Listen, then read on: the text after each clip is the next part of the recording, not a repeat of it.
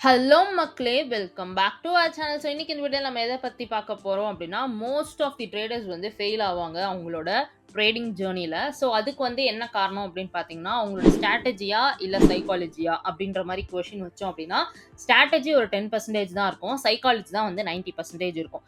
ஏன் அப்டின்னா, உங்களோட பெர்ஃபெக்ட்டான செட்டப் இருக்கும். என்ட்ரியும் கரெக்ட்டான டைமிங்ல தான் போட்டிருப்பீங்க. பட் அப்போ உங்களுக்கு லாஸ் வருது அப்டின்னா, அப்போ மார்க்கெட்ல தப்பு கிடையாது. உங்களோட மைண்ட் செட்ல தான் தப்பு. ஸோ இந்த வீடியோல வந்து நம்ம எத பத்தி பார்க்க போறோம் அப்டின்னா, ஒரு 5 மைண்ட் செட் மிஸ்டேக்ஸ் வந்து எல்லா ட்ரேடருமே டெய்லியுமே நம்ம வந்து பண்ணக்கூடிய மிஸ்டேக்ஸ். அத எப்படி ஃபிக்ஸ் பண்றது? அண்ட் அத ஃபிக்ஸ் பண்றதுனால உங்களோட அக்கவுண்ட்ல இருக்க கேப்பிட்டல எப்படி சேவ் பண்றது? அப்டின்னு சொல்லிட்டு தான் பார்க்க போறோம். ஸோ பிஃபோர் வீடியோ போறதுக்கு முன்னாடி லைக் பண்ணிக்கோங்க, சப்ஸ்கிரைப் பண்ணிக்கோங்க. சோ தட் நம்மளோட ஃபியூச்சர் வீடியோஸ் உங்களோட நோட்டிஃபிகேஷன்ல வரும். ஆல்ரைட் மக்களே! ஸோ வாங்க வீடியோக்குள்ள போலாம். ஸோ ஃபர்ஸ்ட் மிஸ்டேக், லாஸ அக்செப்ட் பண்ண மனசு வராது நமக்கு. ஏன் அப்டின்னா, ஃபார் எக்ஸாம்பிள் இப்ப நம்ம ஒரு ட்ரேட் வந்து தப்பா போகுதுன்னு தெரியும். ஆனா அது வந்து குளோஸ் பண்றது கிடையாது. இப்போ வந்து ஒரு ட்ரேடர் இருக்கான். அந்த ட்ரேடர் வந்து என்ன பண்றான்னா, அவனோட அக்கவுண்ட் வந்து ரூ. 1000. ஸோ 25% ஆஃப் ரிஸ்க் வந்து வைக்கிறான். ஸோ 25% ஆஃப் ரிஸ்க் அப்டின்னா ரூ. 250 வச்சு ஒரு ட்ரேட் எடுக்கிறான். அது வந்து ஒரு ஹெவி என்ட்ரியா போட்டுறான்னு வச்சுக்கோங்களேன். ஸோ அப்ப என்ன ஆகுதுன்னா, மார்க்கெட் வந்து ஒரு 5 மினிட்ஸ் வந்து நல்லா அவன் அவன் எப்படி ட்ரேட் என்ட்ரி எடுத்தானோ, அதே மாரி போயிட்டு இருக்கு. ஸோ 5 நிமிஷத்துக்கு மேல மார்க்கெட் வந்து ரிவர்ஸ் ஆகுது. அவனுக்கு ஆப்போசிட்டா போயிட்டு இருக்கு. அப்ப என்ன ஆகும்? ஸ்டாப் லாஸ் அவன் என்ன பண்ணக்கூடாது? மூவ் பண்ணக்கூடாது. கரெக்ட்டா? பிகாஸ் ஒரு சைக்காலஜி பெர்ஃபெக்ட்டா இருக்க ட்ரேடர் வந்து எஸ்எல் அடிக்கிற வரையும் வெயிட் பண்ணிட்டு எஸ்எல் அடிச்சிட்டான் அப்படின்னா, நெக்ஸ்ட் ட்ரேட் எடுக்கணுமா இல்லையான்றத டிசைட் பண்ணிட்டு, இல்லன்னா அவனோட ட்ரேடிங் அன்னைக்கு க்ளோஸ் பண்ணிட்டு போணும். பட் ஆனா யூசுவலா என்ன பண்ணுவோம் அப்படின்னா, நம்ம எஸ்எல்லே எடுக்க மாட்டோம். எஸ்எல் எடுக்காம இன்னும் கொஞ்ச நேரம் போச்சுன்னா மார்க்கெட் வந்து ரிவர்ஸ் ஆகும் அப்படின்னு சொல்லிட்டு 25% ஆஃப் ரிஸ்க்க 35% ஆக்குவான். 35 45 45 55 ஆகும். கடைசியா வந்து அது ஒரு 75% கிட்ட வந்து நிக்கும்போது அப்ப ட்ரேட வந்து க்ளோஸ் பண்ணுவான். சோ இதனால என்ன ஆயிருக்கும் அப்படின்னா, அவனோட கேபிட்டலோட 75% அதாவது ரூ. 1000ல ரூ. 750 வந்து இந்த லாஸ்லயே வந்து போய் விழுந்திருக்கும். மிச்சம் அவனோட கேபிட்டல் வந்து ரூ. 250 மட்டும் தான் அவனோட அக்கவுண்ட்ல இருக்கும். சோ இந்த சைக்காலஜி இருக்கு பாத்தீங்களா? இந்த சைக்காலஜிக்கு பின்னாடி என்ன இருக்கும் அப்படின்னா, அவனோட லாஸ அவனால அக்செப்ட் பண்ண முடியல. ஏன் அப்படின்னா, அவன் ஆல்ரெடி ஒரு பெரிய அமௌண்ட் போட்டு அவன் ரிஸ்க் வச்சு அந்த என்ட்ரிய எடுத்துட்டான். ரைட்டா? ஸோ என்ட்ரி எடுத்துட்டு கொஞ்சம் வந்து அவனுக்கு பாசிட்டிவா போயிருக்கு. பட் ஒரு கட்டத்துக்கு மேல அது நெகட்டிவா கன்வெர்ட் ஆகும்போது, அவனால அத அக்செப்ட் பண்ணிக்க முடியல. ஏன்னா நான் ஆல்ரெடி ஹை அமௌண்ட் வந்து போட்டு எடுத்துட்டேன் அப்படின்றதுனால. ஸோ ஒரு பாயிண்ட்க்கு அப்புறம் மார்க்கெட் வந்து ரிவர்ஸ் ஆகும், ரிவர்ஸ் ஆகும், ரிவர்ஸ் ஆகும்னு உட்கார்ந்து, அது வந்து கடைசியா வந்து வாஷ் அவுட் ஆகுற நிலைமைக்கு வரும்போது தான் வந்து ரியலைஸே பண்றது. ஸோ எப்போதுமே இந்த மாரி மைண்ட் செட் இருக்கவே கூடாது. ஸோ குட்டி அமௌண்ட்டா இருக்கும்போதே அந்த லாஸ நீங்க வந்து அக்செப்ட் பண்ணிக்கணும். அப்படி வந்து உங்களோட மைண்ட் செட்ட சேஞ்ச் பண்ணிக்கணும். சரிப்பா சொல்ட்டேன். இதுக்கு என்ன சொல்யூஷன்? ஒரு ட்ரேட் எடுக்கிறீங்க அப்படின்னா, உங்களோட அக்கவுண்ட் சைஸ்ல 2% தான் வந்து என்ன பண்ணணும்? ரிஸ்க் வைக்கணும். ஃபார் எக்ஸாம்பிள் உங்களோட அக்கவுண்ட் ரூ. 100 அப்படின்னா, அதுல ரூ. 2 தான் வந்து ரிஸ்க் வைக்கணும். ஸோ இத வச்சு நீங்க உங்களோட ரிஸ்க் ஃபேக்டர்ஸ நீங்க ஈஸியா வந்து கால்குலேட் பண்ணிக்கலாம். ரைட்டா? ஸோ ஸ்டாப் லாஸ் கண்டிப்பா யூஸ் பண்ணணும். ஸ்டாப் லாஸ் அடிக்கும்போது அப்படின்னு உங்களுக்கு தெரிஞ்சிரும். கரெக்ட்டா? ஸோ அடிக்க போகுதுன்னு தெரிஞ்சிருச்சுன்னா, தயவு செய்து ஸ்டாப் லாஸ மூவ் பண்ணாதீங்க. எஸ்எல் அடிச்சிருச்சா? ரைட். இந்த ட்ரேட் அவ்வளவுதான் அப்படின்னு சொல்லிட்டு க்ளோஸ் பண்ணிடுங்க. நெக்ஸ்ட் ட்ரேட் எடுத்தாலும் பெட்டர். ஏன்னா அது வந்து உங்களோட சைக்காலஜிய பொறுத்து. ஒரு நாளைக்கு 3 ட்ரேட் எடுப்பேன்ப்பா. 2வது ட்ரேட்ல உங்களுக்கு எஸ்எல் அடிக்குது அப்படின்னா, 3வது ட்ரேட் கண்டிப்பா எடுக்கணும். ஏன்னா உங்களோட டிசிப்ளின் படி ஒரு நாளைக்கு 3 ட்ரேட் எடுக்கணும் அப்படின்றதுனால. So depends on your discipline. நீங்க ட்ரேட் எடுக்கலாம். இல்ல அப்படின்னா எனக்கு இன்னைக்கு வந்து அவ்வளவுதான் அப்படின்னு சொல்லிட்டு க்ளோஸ் பண்ணிட்டும் போலாம். ஸோ இந்த இஷ்யூவை ஃபிக்ஸ் பண்றதுக்கு இதான் சொல்யூஷன். ரைட்டா? நெக்ஸ்ட், ஓவரா திங்க் பண்ணி சார்ட்டை கன்ஃபியூஸ் பண்ணிக்கிறது. இது வந்து எப்படி சொல்லலாம் அப்படின்னா, சிம்பிளா வந்து ஓவர் திங்கிங் அப்படின்ற மாதிரி சொல்லலாம். ஸோ சார்ட்ல வந்து எல்லாம் ஆட் பண்ணியிருப்போம். ஃபார் எக்ஸாம்பிள் வந்து ஆர்எஸ்ஐ போட்டிருப்போம், ஃபிப் போட்டிருப்போம், போலிங்கர் பேண்ட் போட்டிருப்போம், மெக்டி போட்டிருப்போம், ஸ்டொகாஸ்டிக் போட்டிருப்போம். இந்த மாதிரி நிறைய, பிகாஸ் நம்மளோட வீடியோஸ்லேயே நிறைய ஸ்ட்ராட்டஜி சொல்லி கொடுத்துருப்போம். பட் ஆனால் எல்லா ஸ்ட்ராட்டஜியும் ஒரே ஒரே ஒரு ட்ரேட்ல பண்ணக்கூடாது. ஏன்னா யூஸ்வலா நம்மளோட எல்லா வீடியோஸ்லையும் பார்த்தீங்கன்னு வைங்களேன், அட்லீஸ்ட் நம்ம கிட்ட 2 இண்டிகேட்டர்ஸ்க்கு மேல அதிகமா இருக்கவே இருக்காது. ஃபர்ஸ்ட் இண்டிகேட்டர் வந்து அனலைஸ் பண்றதுக்கு, 2வது இண்டிகேட்டர் வந்து உங்களுக்கு என்ட்ரி எடுக்கிறதுக்கு. இவ்வளவுதான். அதை தவிர நீங்க என்ன பண்ணக்கூடாது, இருக்கிற எல்லா வீடியோவையும் பார்த்து எல்லாத்தையும் ஒரே சார்ட்ல எடுத்துட்டு போய் போடக்கூடாது. இப்போ நீங்க எல்லாத்தையும் ஒரே சார்ட்ல போட்டா என்ன ஆகும்னா, ஆர்எஸ்ஐ ஒரு மாதிரி சொல்லும், ஃபிப் ஒரு மாதிரி சொல்லும், ஃபிப்புக்கு அகைன்ஸ்டா இருக்க மெக்டி ஒரு மாதிரி சொல்லும். ஸோ இப்போ இது 3ம் ஒரே சார்ட்ல இருக்கும்போது என்ன ஆகும் அப்படின்னா, நீங்க ஸ்டொகாஸ்டிக்கையும் ஆட் பண்ணிட்டீங்கன்னு வைங்களேன், ஓவரா காம்ப்ளிகேட் ஆகி அந்த சார்ட் வந்து ஒண்ணுமே புரியாது. ஸோ சிம்பிளா நீங்க வந்து ஒரு ட்ரேட் எடுக்க முடியும். பட் ஆனா இந்த மாதிரி ஓவர் திங்க் பண்ணி உங்களோட சார்ட்டோட வெயிட் அதிகம் பண்றதுனால கண்டிப்பா உங்களால கரெக்டான ப்ரிசைஸான என்ட்ரி வந்து எடுக்கவே பண்ண முடியாது.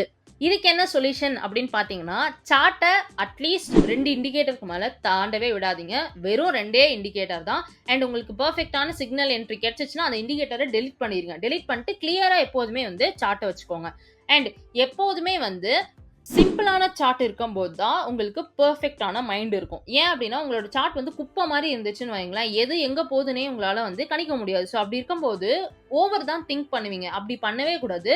ஸோ சிம்பிளா வந்து 2டே 2 இண்டிகேட்டர், இல்ல உங்களுக்கு புடிச்ச இண்டிகேட்டர்ஸ் வச்சுக்கோங்க. பட் தயவு செய்து 5, 6 இண்டிகேட்டர் நம்ம பார்த்த எல்லா ஸ்ட்ராட்டஜியும் வந்து ஒரே சார்ட்ல போடக்கூடாது. ரைட்டா? ஸோ இது வந்து 2வது இஷ்யூக்கான ஃபிக்ஸ். 3வது, ஒரு பிக் பிக்சரை பார்க்காமலே ஒரு சின்னோண்டு செட்டப்ல வந்து ட்ராப்ல போய் மாட்டிக்கிறதுன்னு சொல்லலாம். ஃபார் எக்ஸாம்பிள், இப்போ வந்து 1 ஹவர் சார்ட்ல வந்து அது டவுன் ட்ரெண்டா இருக்கும். ரைட்டா? ஸோ 1 ஹவர் சார்ட் வந்து நீங்க பார்க்கும்போது அது எப்படி போயிட்டு இருக்கும் அப்படின்னா, டவுன் ட்ரெண்டா இருக்கும். பட் ஆனா அது ஒரு 15 மினிட்ஸோ இல்லைனா வந்து உங்களோட 5 மினிட் சார்ட்ல பார்க்கும்போது அப் ட்ரெண்ட் போயிட்டு இருக்கும். ஏன் அப்படின்னா அந்த டவுன் ட்ரெண்டோட புல் பேக்கா இருக்கிறதுக்கான வாய்ப்புகள். ஸோ 1 ஹவர் சார்ட்டை நீங்க அனலைஸ் பண்ணாம 5 மினிட் சார்ட்ல வந்து என்ன பண்ணிருவீங்கன்னா பைய போட்டுருவீங்க. பட் ஆனா 1 ஹவர் சார்ட் வந்து டவுன் ட்ரெண்ட் செல் என்ட்ரிக்காக தான். ஸோ டவுன் ட்ரெண்ட் அப்படின்னாலே நீங்க செல் தான் பண்ணணும். Trend is your friend.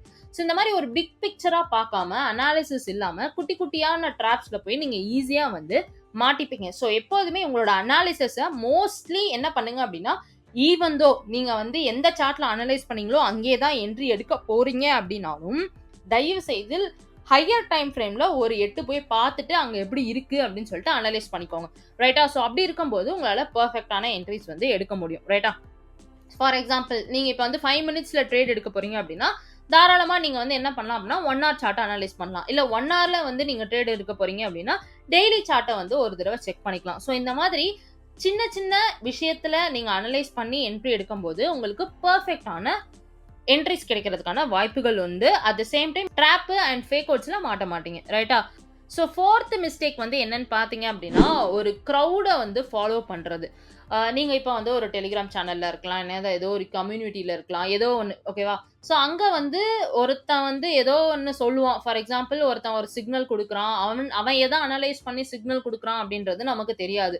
இல்ல நீங்க லைவே கூட பார்க்கும்போது, ஒரு சில லைவ்லாம் வந்து என்ன பண்ணுவாங்கன்னா, என்ன அவங்க வந்து எப்படி என்ட்ரி எடுக்குறாங்க அப்படின்னே சொல்ல மாட்டாங்க. சும்மா மியூசிக்க போட்டுட்டு அவங்க பாட்டுல என்ட்ரி எடுத்துட்டு இருப்பாங்க. உங்களுக்கு அது என்ன என்ட்ரினும் புரியாது.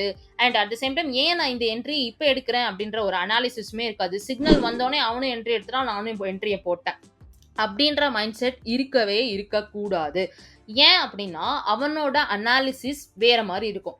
அவன் வந்து இப்ப வந்து ஒரு ட்ரேட் எடுக்குறான். அந்த ட்ரேடுக்கு பின்னாடி ஒரு ஸ்ட்ராட்டஜி வச்சிருக்கான்னு வச்சுக்கோங்களேன். அந்த ஸ்ட்ராட்டஜி உங்களுக்கு தெரியாது.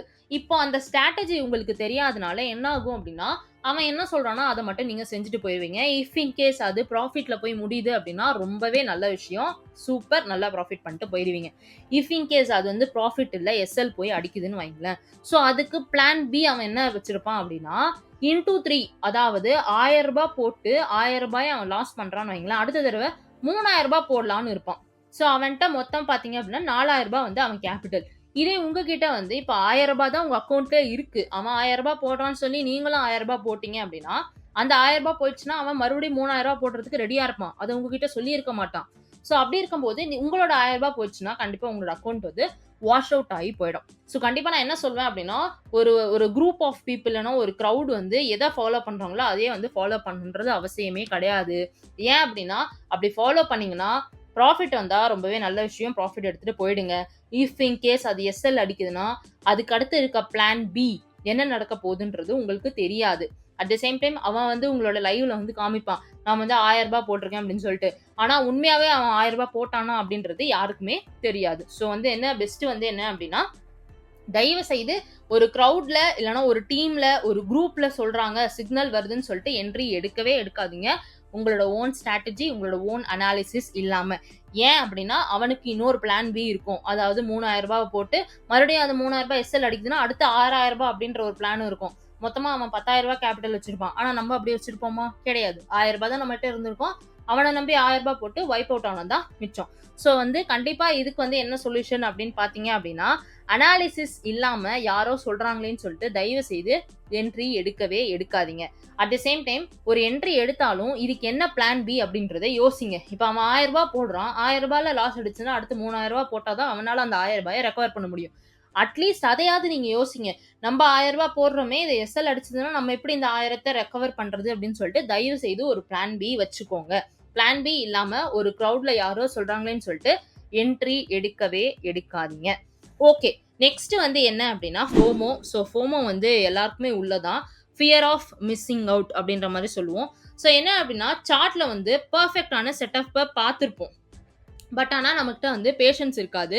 ஸோ என்ட்ரி இமிடியேட்டாக கொடுத்துருவோம். ஸோ ஏன் என்ட்ரி இமிடியேட்டாக கொடுத்துருவோம் அப்படின்னா, ஐயோ இந்த செட்டப் மிஸ் ஆயிடுச்சு அப்படின்னா நம்ம நெக்ஸ்ட் ப்ராஃபிட் பண்ண முடியாது அப்படின்னு சொல்லிட்டு. பட் ஆனால் நீங்கள் ஒழுங்காக அனலைஸ் பண்ணாமல் உங்ககிட்ட ஒரு செக்லிஸ்ட் இருக்கும். அந்த செக்லிஸ்ட்ல 5மே டிக் ஆனால் மட்டும்தான் நீங்கள் என்ட்ரி போடணும். பட் ஆனால் இந்த ஃபோமோனால என்ன ஆகும், பரவாயில்ல 4 தான் நமக்கு பர்ஃபெக்டாக வந்துடுச்சுல, நம்ம என்ட்ரி போட்டுருவோம் அப்படின்னு சொல்லி நீங்கள் என்ட்ரி போடும்போது என்ன ஆகும், அது எஸ்எல்ல போய் அடிக்கிறதுக்கான வாய்ப்புகள் உண்டு.